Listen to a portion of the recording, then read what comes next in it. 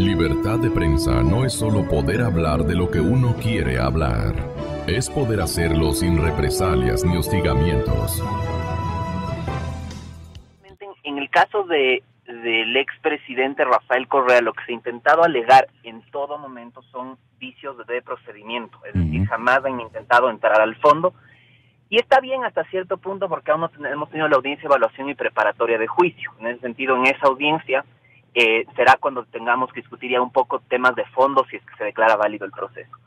Ahora, lo que dice Pablo es absolutamente correcto. No hay que olvidar que las violaciones de trámite tienen que producir la indefensión. Si es que no se produce la indefensión, no se puede declarar una nulidad, y muchas veces pueden ocurrir muchas cosas, evidentemente en un expediente o en el decurso de una investigación penal, pero lo importante y lo que se debe verificar es que los procesados tengan el derecho a defenderse. En el caso de Rafael Correa Delgado, él ha tenido el derecho a defenderse, que yo he sostenido no únicamente ha tenido el derecho a defenderse desde que fue vinculado el 18 de junio, ha tenido el derecho a defenderse desde abril del año 2013, y lo ha hecho tan bien su defensa en su debido momento, que consiguieron que en el año 2013 el fiscal general del Estado al momento ponga con su puño y letra: no voy a firmar esto. Muy bien lo dijo Raúl Chicais en su testimonio anticipado. Agradezco al presidente Rafael Correa porque él me prometió que no me iban a perseguir ni administrativamente en la policía ni judicialmente a través de fiscalía, y se cumplió hasta que Galo Chiriboga se fue. Entonces es un proceso que ha estado vigente, que todo el mundo sabe que existe, es decir, al menos la investigación penal con fase preprocesal estaba ahí desde el año 2013, y Rafael Correa ha podido comparecer y defenderse en todo momento. La pregunta que habría que hacerse, tal vez yo no escuché la primera parte de la entrevista, es ¿qué vicio de procedimiento se sostiene que hubiese violado el derecho a la defensa? Infórmele la objeción que usted tomó en cuenta, doctor Encalada, de parte del doctor Molina.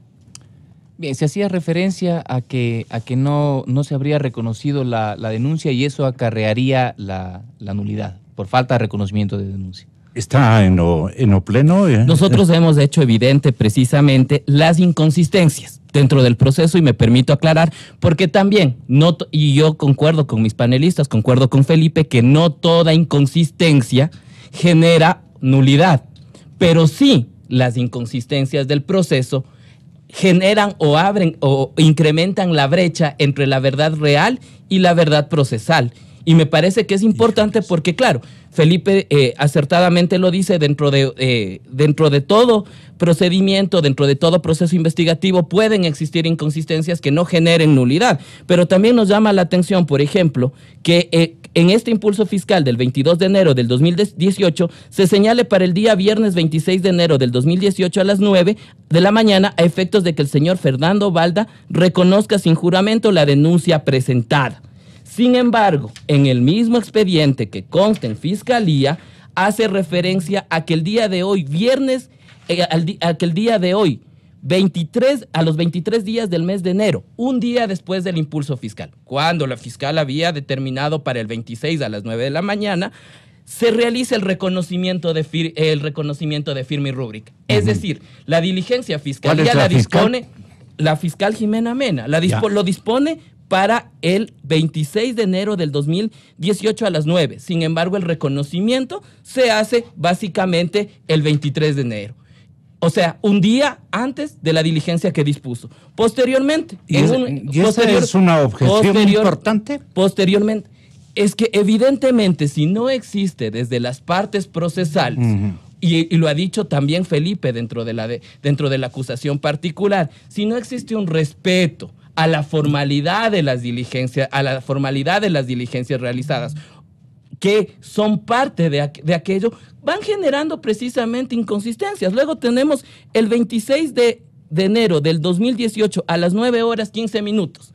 15 minutos antes de lo que fue convocado el acusador particular a rendir su versión libre y voluntaria, se procedió y se abrió un CD Princo que consta a fojas 2 del expediente. Es decir, para esta apertura, para esta materialización del CD, que se realiza a las 9:15 no se encontraba en el impulso fiscal del 22 de enero. ¿Se atenta contra la verdad procesal o contra la verdad plena o la verdad objetiva? La única verdad que conocemos. A mí me parece que también aquel respeto que debe existir precisamente, y en derecho penal hay un principio, el principio de igualdad de armas, que básicamente es una base fundamental donde se dice, donde se establece y se dice básicamente que hay que respetar cada una de las instancias, las diligencias. El abogado Rodríguez, dentro del proceso y en sus alegaciones, siempre ha dicho, con la Constitución, con la ley en la mano, se debe realizar. Y se ha dicho que los fiscales y que los jueces tienen, con todo el acierto, tienen la investidura necesaria para ordenar las diligencias. Sin embargo, esas diligencias se hacen en días no previstos, y esas inconsistencias sí llaman la atención en el proceso. Felipe Rodríguez, llaman la atención, pero no destruyen la evidencia. ¿Cómo más decirlo? Bueno, el tema de qué es lo que produce o no una indefensión tiene que estar sometido al principio de contradicción. Lo que se tiene que analizar en un caso es qué diligencia tiene que estar sometida a la contradicción. Y voy a poner un ejemplo, un testimonio en el cual los sujetos, quien lleva a su testigo debe interrogar y la contraparte debe contrainterrogar, tienes que tener a las dos partes presentes. La pregunta, que es la pregunta del millón que habría que hacer es, en una diligencia de reconocimiento de denuncia, ¿qué rol o qué papel o qué vela en ese entierro tiene en ese momento Rafael Correa, que no estaba acusado ni estaba procesado? Y es decir, la pregunta es, si es que se realiza en un día o en otro, ¿en qué cambia la investigación? ¿Produce la indefensión que haya sido un día antes? ¿Cambió el decurso del proceso para que esta persona no pueda defenderse? Y la respuesta es no. Por ejemplo, el reconocimiento de la denuncia tiene una sola finalidad, y esa sola finalidad es hacerse responsable. Bueno, yo diría que dos, pero la principal es hacerse responsable por si una denuncia es maliciosa o temeraria. Y una adicional, que los fiscales verifiquen que la parte denunciante no es un homónimo o no es un anónimo, es decir, que alguien se hizo pasar por alguien, por ponerlo así. Entonces la pregunta sería, si yo voy un jueves, en lugar de ir un viernes, a reconocer un texto de una denuncia para que se aperture una investigación previa y tengas exactamente el mismo tiempo para defenderte, ¿cómo te produce la indefensión? Eso no puede atentar de modo alguno contra la verdad procesal. La verdad procesal, que es la diferencia con la verdad histórica, es justamente lo que yo soy ya en el juicio capaz de probar a través de los medios de prueba que yo tengo. Y justamente el fin de un proceso penal es que la verdad procesal esté lo más apegada posible a la verdad histórica. Pero eso se discutirá ya en un tema de presentación de pruebas. En el tema que nos dice mi compañero de universidad, Luis Molina, que creo que es importante tomar en cuenta sobre la apertura de un CD, recordemos algo importante. Ellos en la audiencia de evaluación y preparatoria de juicio tienen un momento específico en esa audiencia que se llama la etapa de exclusión probatoria. Ellos pueden pedir que medios probatorios no puedan ser utilizados en juicio. Yo le anticipo igual a mi compañero Luis algo importante. El CD que se apertura, es un CD que él adjuntó a su denuncia, pero no es un CD que, por ejemplo, yo vaya a anunciar como prueba, porque los documentos telemáticos o informáticos, básicamente, que se tengan que aperturar, tienen que hacerse a través de una audiencia privada, en la cual se verifique y se constate su autenticidad. Por ejemplo, en esos CDs habían notas de prensa. Yo no voy a sostener una acusación con notas de prensa. Con crónicas, claro. No lo puedo hacer, o sea, no se me ocurriría hacerlo. ¿Así fueran crónicas de interpretación que llamamos en el periodismo? Que te pueden servir para tener un contexto histórico o político de un momento, pero no para probar la responsabilidad penal de alguien, definitivamente. Y hay que también tomar en cuenta algo. Por ejemplo, las diligencias que se hacen en una investigación previa más o menos desaparecen en el momento de que ya estamos en una audiencia de juicio. Por ejemplo, la versión nunca puede sustituir un testimonio. Cuando uno llega al juicio... ¿Qué es una versión y qué es un testimonio? Mil perdones, pero es bueno para la gente. La versión libre, voluntaria, espontánea y sin juramento no es más que la guía que le da una parte que conoce algo a alguien, que conoce algo al fiscal. Por ejemplo, le doy el ejemplo. Se conoce que en tal calle se apuñaló a una persona y nadie sabe quién fue la persona que apuñaló. Una persona que camina por ahí le dice al fiscal en versión libre, voluntaria, sin juramento: Era una persona de 1,80 m, de tez clara, de pelo rubio. Entonces el fiscal lo que tiene y es una guía para saber hacia dónde va a apuntar, o al menos qué características físicas va a buscar de las personas que aparecen en las cámaras de alrededor.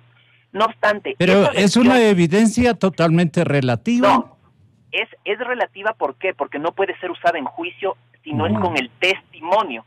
Y además tiene que ser corroborado con más pruebas. Entonces, las diligencias que se realizan, por ejemplo, las versiones o un CD que se apertura en determinado momento, básicamente es un faro que va alumbrando el camino a un fiscal para saber por dónde ir. Pero en este caso, en el momento que Rafael Correa fue procesado, incluso como les digo desde antes, él ha tenido toda la posibilidad de presentar escritos y defenderse. Hay que recordar que en su momento actuó Alexis Mera, y es muy curioso que habiendo sido vinculado, si no me falla la memoria, puedo equivocarme en días, él recién cuando le quedan 12 días a través del doctor Ochoa empieza a pedir diligencias investigativas y pide, por ejemplo, peritajes el último día cuando ya se acaba la instrucción. Y el código dice, las diligencias practicadas fuera de la instrucción fiscal no tendrán validez probatoria. Es decir, presente el último día, porque ya sabemos por dónde van a ir, presente el último día, las diligencias no se pueden practicar dentro de la instrucción y luego van a querer alegar indefensión. ¿Ahí qué intencionalidad localiza usted, doctor Pablo Encalada? Respecto de esto último, o sea, sí, digamos, es una estrategia que lo que hacen es al último presentar pedidos para decir que no han sido despachados sus pedidos y que de alguna forma lo han dejado en indefensión. Pero claro, yo ahí comparto con... Alimentar la objeción procesal. Sí, pero si fue un pedido a última hora, no había ya en la práctica, en la realidad no había como la fiscalía no podía despachar esos pedidos. Ahí más bien lo que correspondía es que el expresidente ya no había tiempo No había, pues si se termina... Lo que pasa es que hay que comprender lo que significan las etapas procesales. Y nosotros tenemos una etapa que ya terminó, que es la instrucción fiscal. En la instrucción fiscal cuando termina la instrucción fiscal, termina toda posibilidad de realizar actos investigativos. Es decir, el partido se jugó hasta ese momento, ¿no es cierto? Entonces, si es que el expresidente solicitó diligencias, ya no se pueden realizar por prohibición de la ley. Y recién ahí, la próxima semana, entiendo, se viene una audiencia preparatoria de juicio en la cual tiene dos funciones importantes. La primera, que es esto que decía Felipe, que es revisar las cuestiones procedimentales, es decir, el 18 de julio, me parece, ¿o no? ¿Cuándo es? El 18. Este próximo... El 31. 31 de julio se va a realizar la audiencia preparatoria. Aquí dos cosas importantes. Ahí se van a discutir si es que el reconocimiento de la denuncia acarrea la nulidad y la jueza de la Corte Nacional tendrá que decir que no porque no acarrea la nulidad, o si es que hay alguna otra práctica que haya dejado en indefensión al expresidente. Entonces, primero, la jueza declarará, o debería declarar, la validez del proceso. Y luego, sí, Gonzalo, en esa audiencia la Fiscalía presenta su acusación o no acusación. La Fiscalía podría decir este próximo 31 de julio que no lo acusa al expresidente, bien podría hacerlo. Entonces, ese día presenta la acusación y la jueza tiene que resolver si es que existen los méritos suficientes para ir a juicio o no los hay. Si es que hay mérito suficiente en contra de alguno de ellos, llama a juicio, y en contra de los otros no se llama a juicio. Si los llama a juicio a todos, vendrá otros jueces, un tribunal conformado por jueces de la Corte Nacional de Justicia, en donde recién ese día se realizará la audiencia de juicio. Todo lo anterior ya no vale, ya no existe. Y recién ese día de la audiencia de juicio, piense usted, Gonzalo, y piensen todos sus radioescuchas, tal cual las películas o las series de televisión de Hollywood, de los Estados Unidos, en donde se practica una audiencia de juicio, donde se presentan los alegatos, se presentan las pruebas, y ese día, a diferencia de los Estados Unidos, nosotros no tenemos jurado. Ese día los jueces tienen que resolver si es que los acusados son culpables o inocentes. Al final, lo que le interesa al país es saber, sobre todo, si es que el expresidente Correa es culpable o inocente de este delito. Gonzalo, créame, yo qué más quisiera que el expresidente sea inocente, porque a mí me da vergüenza que un expresidente de la República sea responsable de un delito tan grave como el de secuestro. Ojalá que el expresidente Correa decida venir y enfrentar el juicio, y si es que es verdad, que demuestre su inocencia. Yo estaré feliz de aquello. Pero, ¿desaparece la prisión preventiva por efecto de todo esto que usted está alegando? ¿No se han cumplido? Bueno, nosotros en el tema concreto porque de lo que tiene que ver con la prisión preventiva. Yo creo que hay que comenzar con algunas puntualizaciones y clarificaciones. La defensa técnica dentro de un proceso penal cumple con objetivos con determinados objetivos dentro del proceso. Entonces, esa satanización, entre comillas, perdón por la expresión, en relación a buscar las nulidades, las inconsistencias procesales, es parte precisamente del ejercicio del derecho a la defensa de un procesado. Entonces, no hay que desmitificar aquello de que se está tratando únicamente de buscar la inconsistencias en la forma y en el fondo, porque finalmente dentro de un ejercicio de defensa técnica uno tiene que ver las inconsistencias de fondo y las inconsistencias de forma, y en el momento procesal pronunciarse al respecto. En segundo lugar, en lo que tiene que ver con las medidas cautelares, nosotros hemos sido reiterativos y me parece que es importante destacar que hemos presentado hasta la saciedad todos los elementos y todos los argumentos, todos los mecanismos probatorios de que el expresidente de la República, desde hace aproximadamente un año, radicó su domicilio en Bélgica, que tiene su domicilio civil, que tiene su domicilio político, y que a diferencia precisamente de lo que se ha dicho, instrumento verificable, el expresidente hace un año, dice usted, ubicó su lugar de residencia en Europa. Nosotros dentro del proceso hemos presentado la certificación del Consejo Nacional Electoral, donde se establece el cambio de domicilio político. Hemos presentado las pruebas de arraigo, lo que confirma el arraigo familiar respecto de lo del expresidente, que esa es una situación particular, porque se dice erróneamente o se pretende decir... Pero más ha pasado en Rusia, le pueden decir. A ver, uno de los argumentos que me parece que es necesario desmitificar y que es importante y que dentro del proceso lo podemos ver. Recordemos que los procesados, los vinculados, algunos también tienen orden de prisión preventiva. Primero, en contexto, una jueza revoca la prisión preventiva en contra de un exministro procesado penalmente por un delito de lavado de activos. Y entonces, el día de ayer, el presidente del Consejo de la Judicatura decide suspenderla a la jueza por tomar esta decisión. Gonzalo, esto la ciudadanía probablemente no alcance a ver, pero es gravísimo para el Estado de Derecho. ¿Por qué salimos de la justicia de Gustavo Yalc? Justamente por esto, por la intromisión del poder político en las decisiones jurisdiccionales. Y viene este nuevo Consejo de la Judicatura y vuelve a hacer exactamente lo mismo. Yo comparto plenamente con el colega que pone en tela de duda la independencia del Poder Judicial, cuando el presidente del Consejo de la Judicatura no tiene ninguna atribución para valorar las decisiones jurisdiccionales adoptadas por esa jueza. Además, que yo considero que la decisión que ella tomó fue una decisión adecuada, porque ella lo que hizo fue revocar una prisión preventiva y dictar unas medidas alternativas. Pero más allá de eso, si alguien no está de acuerdo con este criterio que yo sostengo, es finalmente una cuestión de interpretación de la ley.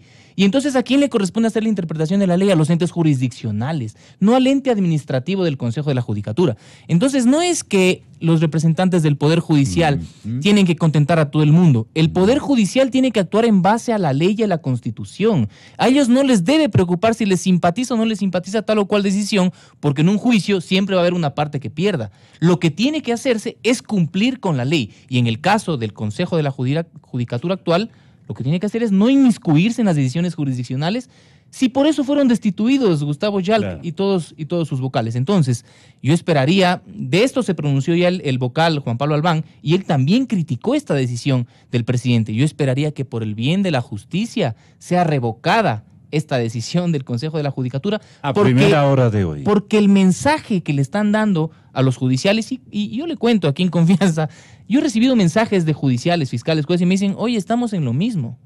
El mensaje es, o haces lo que a nosotros nos parece, o por vía de esta medida del error inexcusable, te sacamos.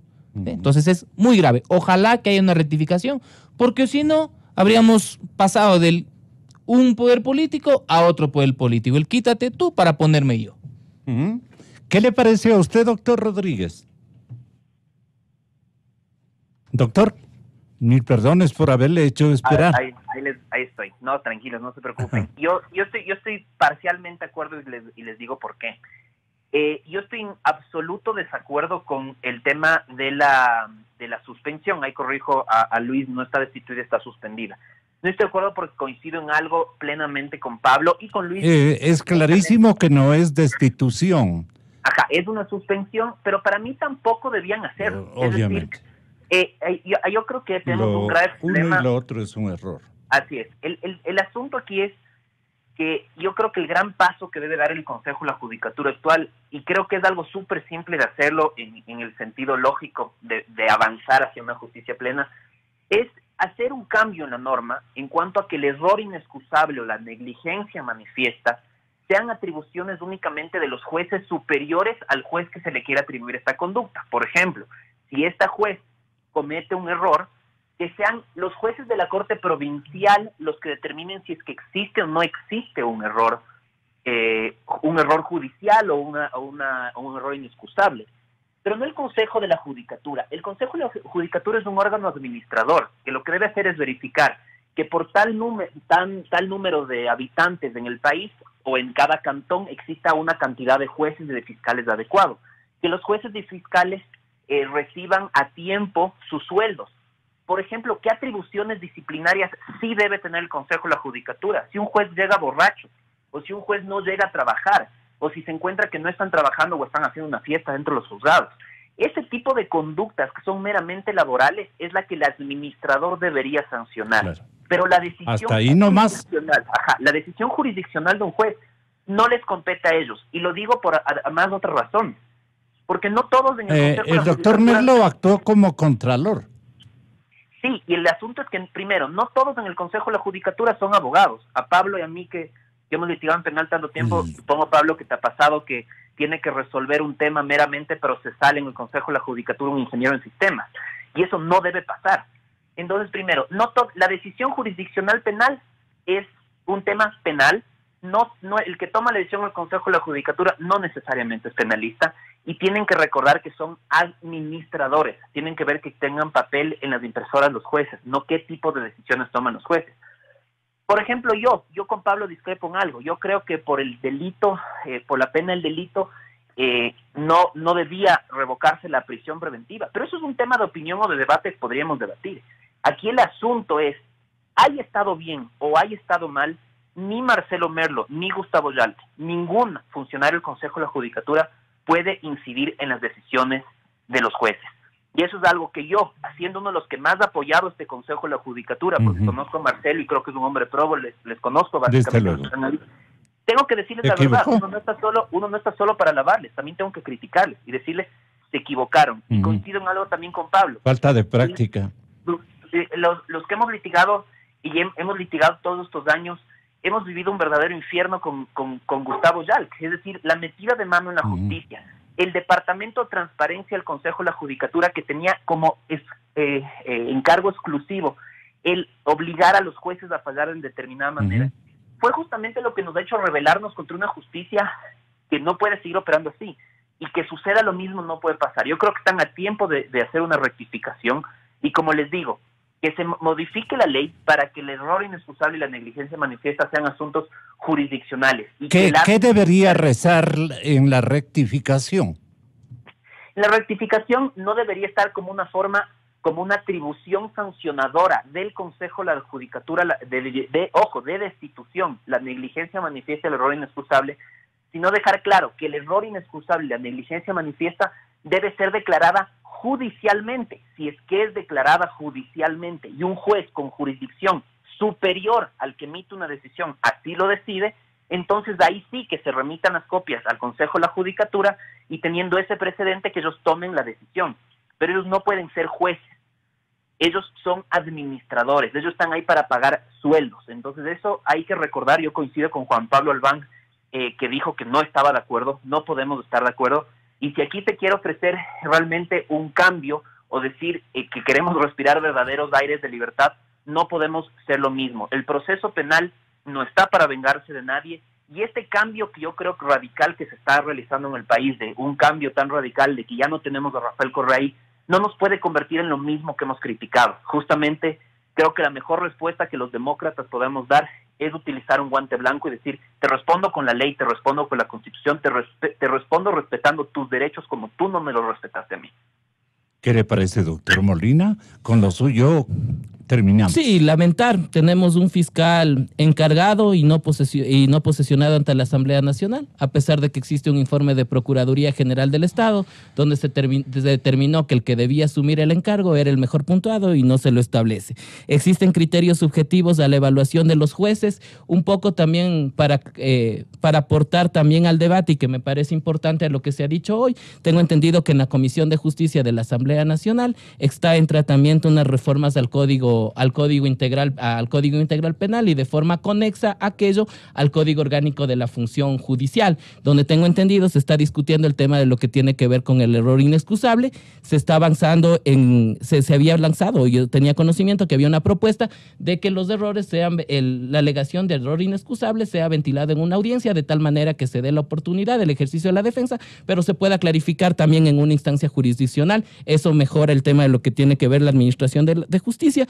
Tenemos un Consejo Nacional Electoral que ya ha sido cesado básicamente, donde Nubia Villasís ha manifestado de forma pública que el Consejo Transitorio está, gracias a la consulta, a la aprobación del referéndum del mes de febrero de este año, y tenemos discrepancias en una Corte en la evaluación y en los criterios, que lo ha dicho públicamente. Hay divergencias en cómo evaluar a la Corte Constitucional, cuáles son los elementos o los estándares de evaluación. Se ha insistido, por un lado, que existiría la intención de ir a ver los resultados, otros la calidad de las sentencias. Me parece que parte del Estado de Derecho, de la seguridad jurídica, es otorgar garantías adecuadas de una independencia judicial. Lamentaría demasiado que existan criterios subjetivos de evaluación a los jueces, más allá de las opiniones que como juristas y como litigantes podemos tener en un proceso. Porque, como dicen en el argot popular, donde hay dos abogados hay 4 criterios y podemos diferir, pero ello no puede ser un obstáculo que merme la independencia judicial, y más de la Corte Constitucional como máximo órgano de control. Al cierre, Pablo. Compartimos esto último, ¿no? Esta preocupación respecto a la decisión del presidente del Consejo de la Judicatura, pero a mí sí me llama mucho la atención que el presidente Correa, claro, de momento a través de su abogado, tengan dudas respecto de la independencia del Poder Judicial, porque finalmente es el Poder Judicial al cual el presidente Correa lo controló y que además son los jueces que él puso. Entonces, decir que tienen dudas de esto, no hay derecho, me parece no hay cara. es dispararse en el pie.